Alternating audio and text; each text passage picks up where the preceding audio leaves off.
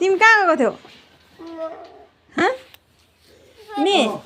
डेकालोडा हाम्रो बुबा चाहिँ विदेशबाट आउनुभयो भन्नु पर्यो अब बुबाले के ल्याइदिनु भएको छ अब हेर्ने हो एउटा के हो यो